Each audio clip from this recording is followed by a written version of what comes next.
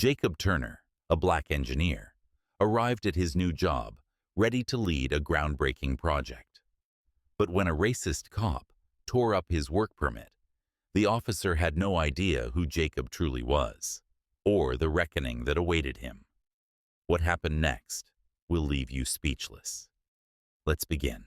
Jacob Turner stepped confidently into the glass-paneled lobby of Brightcore Technologies, the morning sun reflecting off his tailored charcoal suit. At 32, he carried the composed demeanor of someone who had fought hard for every achievement. His close-cropped hair, trimmed beard, and polished black Oxfords projected a professional image. Yet, beneath his outward calm, he was filled with a sense of triumph. This was his moment. After years of climbing the corporate ladder and navigating the challenges that came with being one of the few black engineers in his field, he had secured a senior role, leading a project poised to revolutionize green technology. Outside, Officer Rick Saunders leaned casually against his patrol car, a clipboard in one hand and an air of authority in his stance. Rick's eyes followed Jacob's every move, as if assessing an intruder. The officer had been dispatched to the area over a minor parking dispute, but lingered, claiming the street as an extension of his domain. His smirk widened when Jacob stopped a few feet away, unaware of the scrutiny. Reaching into his sleek leather briefcase, Jacob retrieved his work permit, a bureaucratic requirement from his recent transfer from London. Unfolding the document, he glanced at the building's entrance, eager to begin his day. The rustle of the paper caught Rick's attention.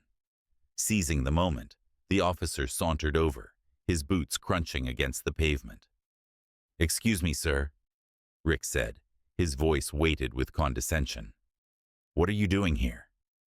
Jacob looked up, his brow furrowing slightly. "I work here," he said calmly, holding out his work permit. "First day." Rick snatched the paper, his lips curling into a smirk as he examined it.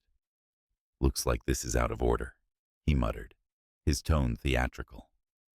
Before Jacob could respond, Rick ripped the document in two, letting the pieces drift to the ground. Jacob straightened, his voice measured despite the churn of emotions inside. "That was unnecessary," Rick sneered. "What are you going to do about it?" Jacob bent to gather the fragments. "You'll see soon enough."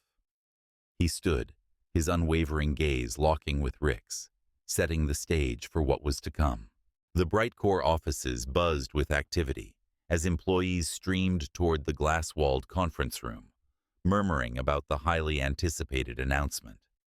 Sleek monitors flickered with the company's logo, and the air hummed with the faint scent of coffee and polished steel.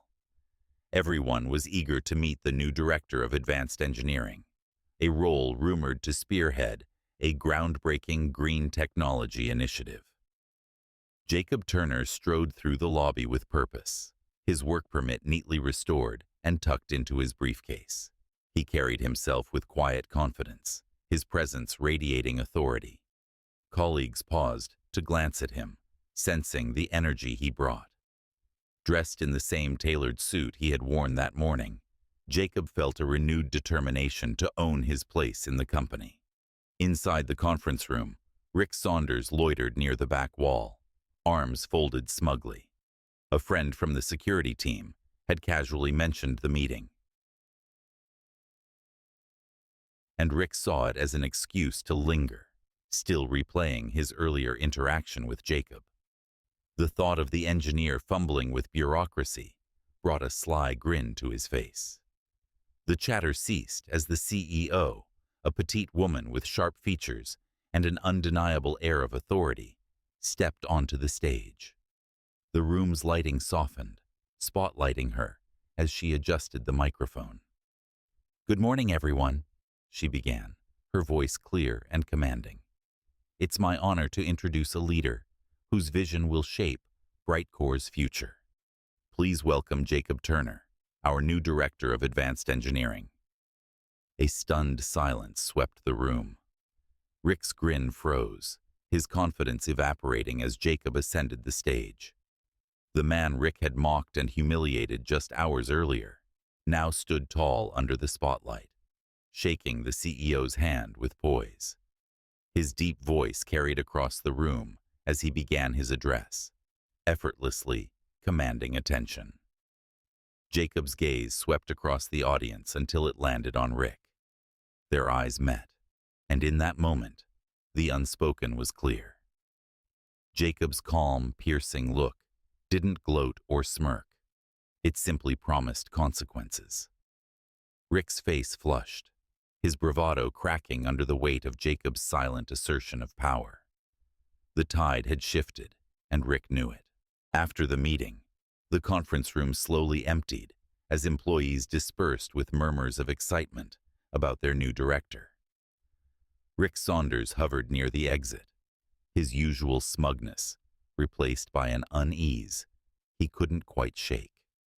He avoided eye contact, hoping to slip out unnoticed before anyone connected him to the day's earlier events. Jacob Turner, however, had other plans. With measured steps, he approached Rick, a faint but unmistakable smile playing on his lips. Rick froze as Jacob stopped in front of him, his imposing presence leaving no room for escape. "Officer Saunders," Jacob began evenly, his tone calm but firm. "Enjoyed the presentation?" Rick forced a laugh, his unease palpable. "Look, about earlier, I didn't know."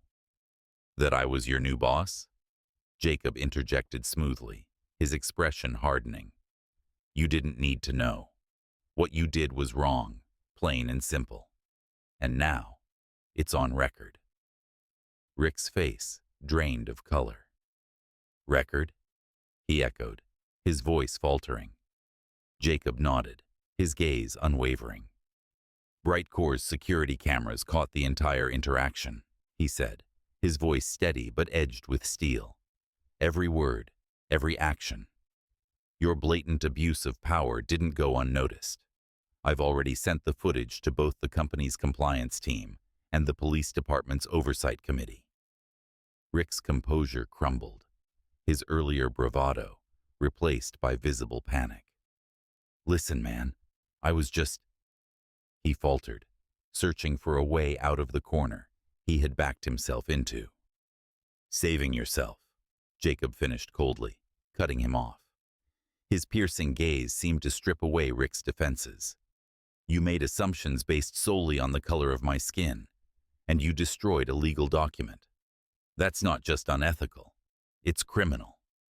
Rick stammered, his words a tangle of apologies and excuses. Jacob raised a hand, silencing him. "This isn't personal, Officer Saunders," he said, his voice calm but resolute. "It's about accountability, and it's time you face the consequences of your actions." Jacob turned and walked away, leaving Rick standing alone, his confidence shattered. For the first time, Rick felt the weight of what he had done, and the reckoning that awaited him. The fallout was swift and decisive. Within days of the incident, Rick Saunders was suspended from duty as the police department launched a formal investigation. Footage of his actions, combined with Jacob's detailed report, left little room for doubt about his abuse of power. Word of the incident spread quickly among Rick's colleagues, tarnishing his reputation. Some expressed disappointment, while others saw it as an inevitable consequence of behavior long left unchecked. Meanwhile, Jacob Turner's calm handling of the situation elevated his standing at Brightcore Technologies. He became a symbol of professionalism and resilience, embodying the values of integrity and perseverance. Employees who had been inspired by his vision for the company's future now admired his ability to navigate adversity with grace. For Jacob, however, the incident was less about vindication and more about systemic accountability, a step toward creating a fairer workplace and community. Weeks later, Rick arrived at Brightcore's offices for a mandatory mediation session, a condition of his demotion and ongoing sensitivity training. Gone was the arrogant confidence that had once defined him. He walked into the conference room, wearing a subdued expression, his gaze lowering as Jacob entered, composed and purposeful. Jacob took his seat across from Rick, his demeanor professional, but firm. After a moment of silence, he spoke. "I want to make one thing clear," he said, his eyes meeting Rick's. "I don't want to see you fail. I want to see you change." Rick's shoulders slumped, and he nodded slowly, his voice low and filled with shame. "I'll do better," he murmured. "I have to." Jacob extended a hand across the table. "Good," he said firmly, "because that's what real leadership is about. Growth and accountability." Rick hesitated, then grasped Jacob's hand. It was a moment of uneasy understanding, a chance for both men to move forward from the incident in different but meaningful ways. As Rick walked away, Jacob turned back to his work, his focus on the future. While the past could not be undone, its lessons lingered, shaping their paths in ways neither had anticipated. For Jacob, it was a reminder of the power of resilience. For Rick, it was a chance to redefine himself.